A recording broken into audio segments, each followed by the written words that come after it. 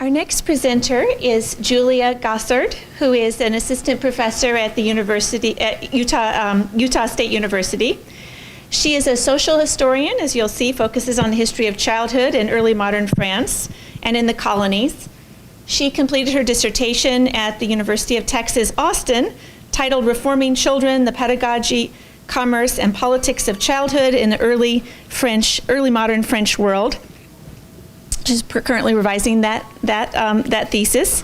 And one of the exciting things about poking around on your resume is seeing all the exciting work you're doing in digital history. I've actually gotten inspired by some of your projects with undergraduates. So an emerging leader in the field of digital history as well. Today, Julia will be speaking on the topic Hybrid Identities, Fashion and French Children in the Middle East and Asia, 1670 to 1780.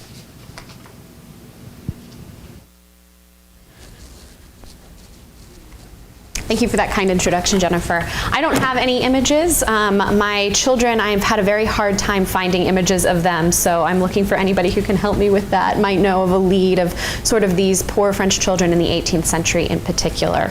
I'm also trying out something new by using my iPad and going 21st century with this, so bear with me if it clanks or drops or anything. All right, so unlike some of my other colleagues, fashion really plays a secondary role in my work right now. Like Jennifer said, I'm in the process of revising my dissertation into a book. I'm calling it Coercing Children. And I really look at the way in which children were paramount to social reform and state building projects, especially colonial expansion. And what I noticed is that in both the Ottoman Empire as well as the Kingdom of Siam, the French state and French merchants sent children, notably adolescent boys, to broker both financial and political relationships for them. So in the Ottoman Empire, these boys became known as jeunes de langue, and they were interpreters as well as sort of cultural ambassadors for merchants. In the Siamese kingdom, boys acted as cultural ambassadors and translations. In both of these locations, young men had to fashion hybrid identities for themselves when they arrived. They had to fit into local customs, which included adopting local dress in order to do their jobs, in order to create these relationships with local people. So in reading children's own reports, they actually kept these monthly diaries that were very fascinating to read, as well as sending back reports to either the merchant who they were working with or the French state, in particular Colbert.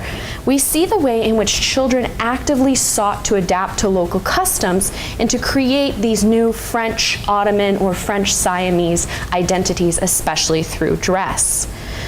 As you can imagine, the French state didn't take kindly to these children suddenly creating these hybrid identities. They were very worried that by sending children there and these children adopting that dress, that it would mean these French children weren't going to Frenchify, for the lack of a better term, the rest of, say, the Ottoman society or the Siamese society, but instead that the Siamese society and the Ottoman society was going to come back with these children to France.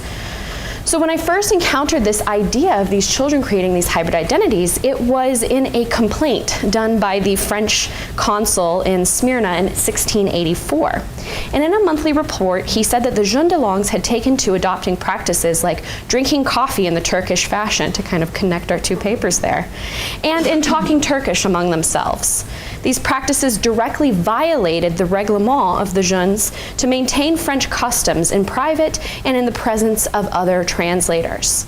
Instead, as the French ambassador in Constantinople also wrote in 1689, it was clear that these young men exercised, quote, the ability to excellently learn the language and conduct business in the marketplace, but that many of these French children no longer resemble tiny Frenchmen.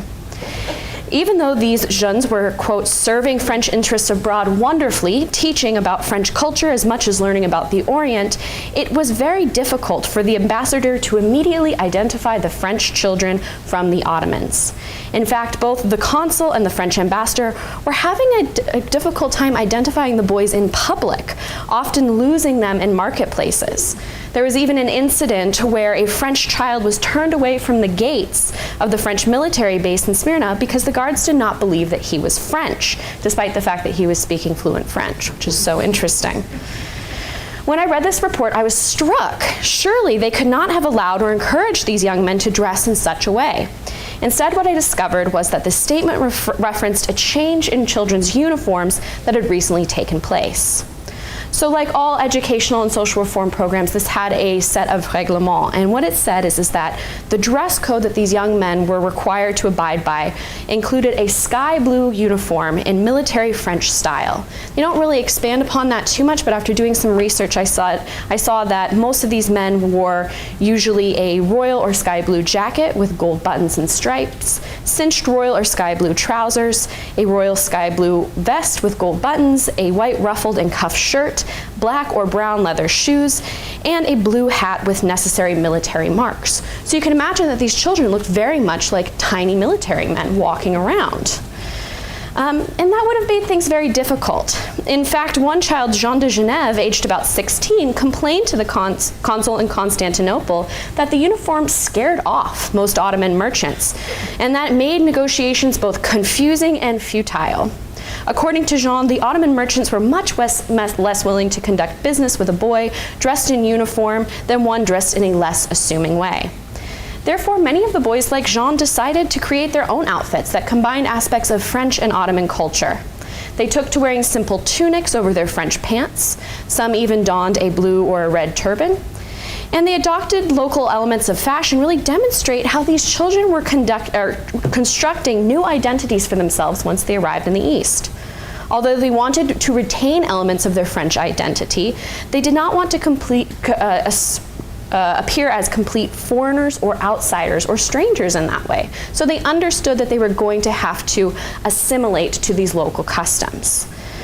What's so interesting is that over time, what we see is the complaints about children doing this disappear. And instead, in 1732, we see a new set of regulations put out by this program where they said the children's ad hoc practices had become standard policy. So according to the regulations, children were supposed to dress in French attire in private, but when conducting business in the marketplace, children should, quote, use their best judgment to determine what attire is appropriate. For instance, children could choose to wear a completely French uniform, a traditional Oriental outfit, or a combination thereof, which I think gives children an incredible amount of agency over in determining what exactly their visible and public identity is going to be. And just as jeunes de langues are serving the French crown in the Ottoman Empire, I saw the same thing happening in the Siamese kingdom around the same time as well.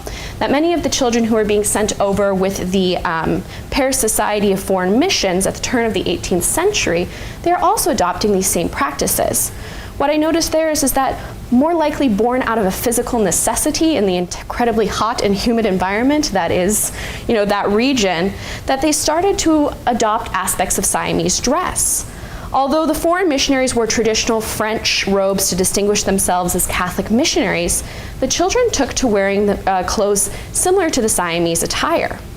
Most of the time, they wore nothing more than a type of short dress without a shirt, which was quite scandalous for many of the French administration, especially these Catholic priests who are being, required to house these students and sort of take care of them.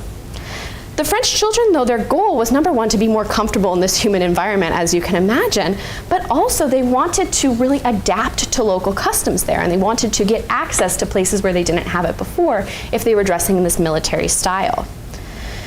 What's interesting in Siam, too, is that they seem to adopt more and more Siamese practices as they become more comfortable with their attire and their dress. So, for instance, the foreign missionaries reported that children had taken to bowing and genuflecting in the style of the Siamese in the street when greeting their friends, strangers, and even each other, demonstrating they had really adopted these local practices. So despite really this problem that initially was created for the French state, this worry that these children were going to kind of turn native or not be able to Frenchify the people as much as possible, turned out that their practices became standard and that they realized that in order to create these both cultural as well as economic alliances, they really needed to have children be able to adopt to these practices. So for me, dress provides an interesting analysis of how children made decisions about their public and their private identities. We see them recognizing that in order to be successful at their job, they had to adapt, which is not a point lost on the French administration. So in order to kind of foster these alliances, we see that idea of sometimes they needed to cede this Frenchness in order to succeed. And that happens especially with this visual identity. I'm currently in the process of tracing a few of these boys who come back both from the Ottoman Empire as well as the Siamese Kingdom, and they continue to dress in this style, especially in Paris, which I think will provide an even more interesting kind of dynamic there into seeing how exactly they changed by living in this sort of foreign land. So, thank you.